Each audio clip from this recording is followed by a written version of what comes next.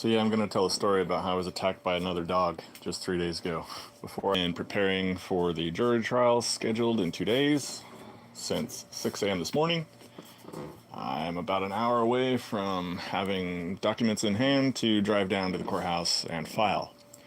I'm also making another trip to the prosecutor's office and dropping off documents with them. If you listen to that, why is my connection going in and out? Oh, because my signal sucks, that's why. Oops. Anyway, the summary of this is that I am, and just what's so new about this one than any other I've done, I'm using AI. And when this is all over, believe you me, well, man, do I tell this right now? I'm just going to say a bunch of what ifs.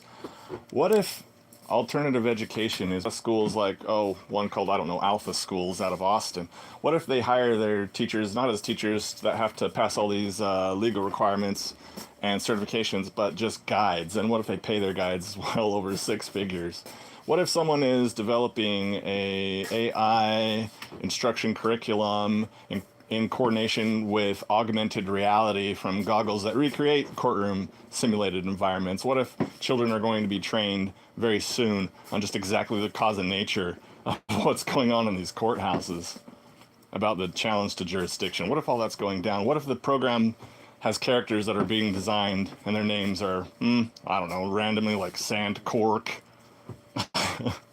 Or what if places are called St. Charles? I don't know. It's a possibility. And what if someone is very grateful for all of the conditions that led to the development of an entirely new career? A dream career.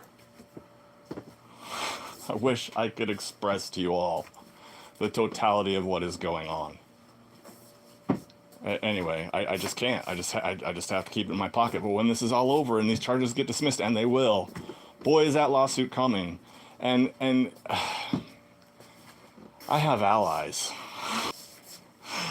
I'm glad I was in a place where they've been getting away with so much and have zero oversight, judicial or otherwise. I'm glad that there's a good old boy network here where the police can and do whatever the hell they want and just think, we can just get away with it because nobody ever holds us to account. I'm glad it was me. I'm glad this happened. I'm glad it happened to me. I'm going to end up with a career that is happening, and I knew it was going to happen eventually. But this soon? Can you imagine what I'm going to do when I get lawsuit money? Can you imagine what I'm going to say when I have a platform? Can you imagine what I'm going to say to young teen minds and the totality of the evidence that I have over the last 10 minutes? 3 days ago, I was on my e-mountain bike in Quail Ridge Park, is it?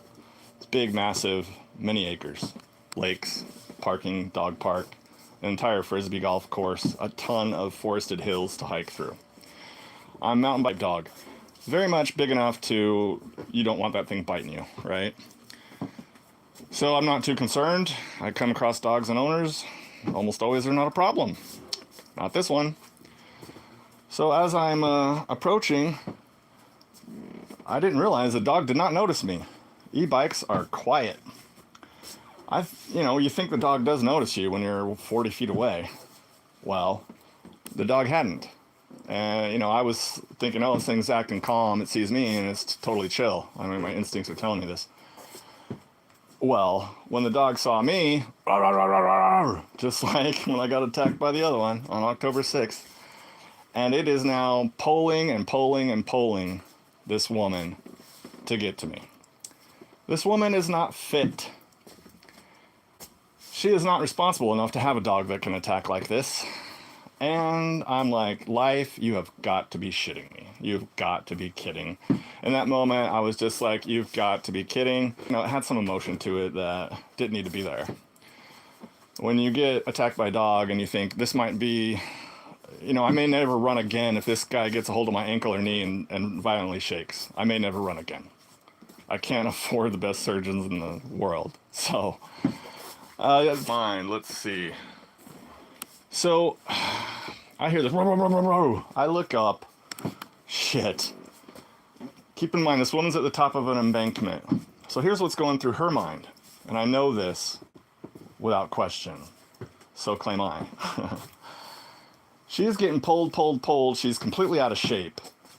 If she doesn't let go of this leash, she is going to go face first, get pulled down this embankment. Again, 5, 6 feet, dry riverbed, rocks.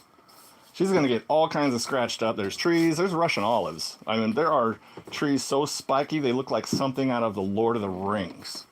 Like, they're insanely wicked looking. Like, these spikes are 3 inches long. That's how deep they'd go into you if you just accidentally pushed up against it. She's going to get tangled through all kinds of nastiness if she doesn't let go of the leash. Right? All I remember is dog galloping toward me at full speed in the heat of the moment.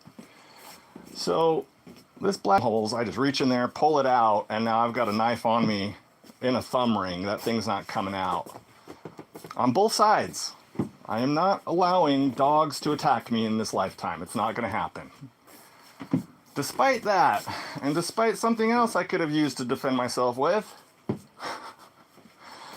I kick my leg off the bike, and I grab hold of the bike with both hands, and I'm now in the mode of keeping this bike in between me and this dog, while I exclaim, "Get your dog, please! Can you please get your dog? Get your dog, please!" Like I'm yelling this loudly, like, right? Of course, her not fit body is struggling to just get up, to get down this embankment and get to her dog, which took enough times for me and this dog to probably do 3 full circles around my bike. Bike weighs 70 pounds. It's too heavy to just pick up and maneuver around like it's a paperclip. So I'm having to adjust it and jump to stay out of range of this dog that is circling the bike as fast as it can to get a hold of me. It thinks I'm gonna attack its owner. The woman, lucky for the dog, the only reason why this dog is still in good health is because the owner was able to get there and secured the dog. Now the owner is in full 100% apology mode. The owner is not saying that dog had a ball in its mouth and you're under arrest and your gun's going to get stolen and stolen $3,000 and off to jail you go. No, that's not what she said. She said, "Oh my gosh, I'm so sorry," and all of that. Because I've been through this before and because I've been through multiple adrenaline pumping moments where I almost died in life, this is not new territory to me. So after the initial ram dump of hormones and feelings and all that, the immediate threat is over. You immediately go into, okay, I am now 100% safe. We are now in de-escalation mode. I still have an insane level of anger and all that, but that can happen later. We don't have time for that now. This is still an important phase. So just de-escalate. Again, I give myself the liberty. I can just be angry later. Who cares? I don't need to be angry now. So de-escalate. "Hey, ma'am, I'm not mad at you. I'm not yelling. I'm not, upset. I want to talk to you. And, can we stay and talk? But I want us to both have a nice day," and blah, blah, blah, blah, blah. Saying things like this. I wish you don't think, what do I got to do? Carry a recording camera around with me my whole life? Jeez. Anyway, long story short, she was super apologetic. I briefly told her about this story of me being attacked by this dog and how it's cost me $3,000 and a gun and all this hassle, and begged her, on behalf of everyone who recreates around dogs or living life, to please buy something that will guarantee 100% that she will not become disconnected from her dog. Use a bungee cord, whatever it takes, and if she can't handle that, then she doesn't have the strength, and therefore she can't have the responsibility of owning a dog that large.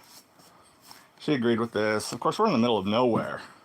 And if I was a bad person, I could have done what the hell ever I wanted to both that dog and that woman, and not another single soul would have been around to hear it. That's how in the sticks we are.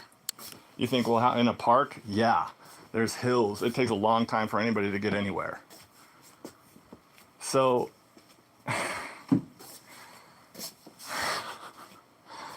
laws need to be made, okay?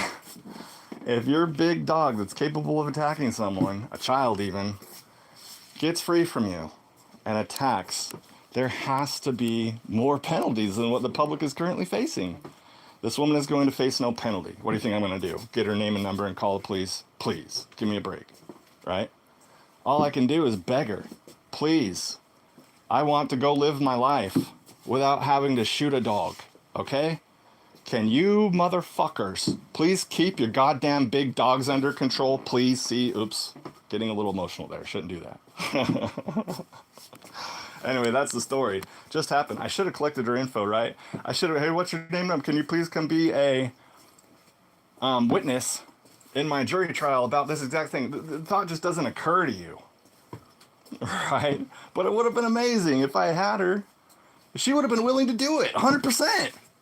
And she would be on this stand saying, my dog, well, I don't know if she would, because she might fear a criminal penalty. But let's just hypothetically assume she would not fear criminal penalty, because I wouldn't be filing any charges, right? I'd be like, I don't want any charges filed. Of course, the state can do it anyway. But hypothetically, she would be there on the witness stand saying, I saw this firsthand. My dog attacked this guy.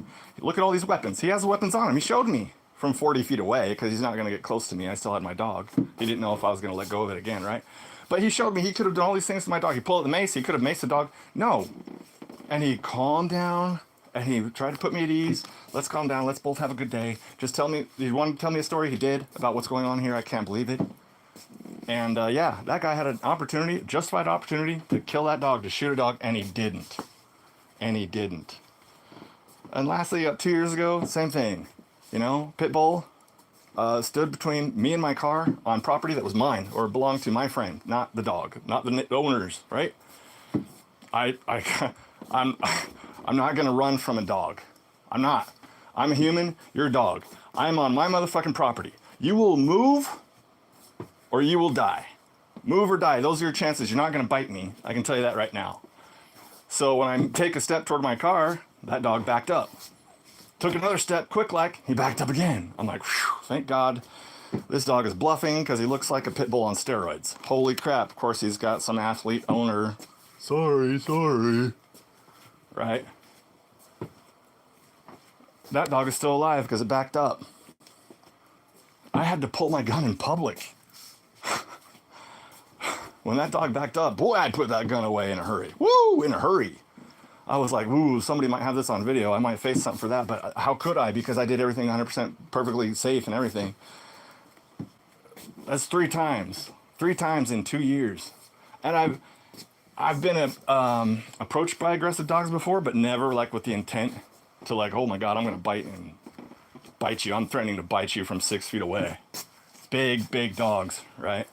I've had others not approach and be scary, but never cross the line of I could bite you right now. So anyway, just wish I caught that woman's name and number for the jury, but this jury is never going to happen. This jury trial is never going to happen.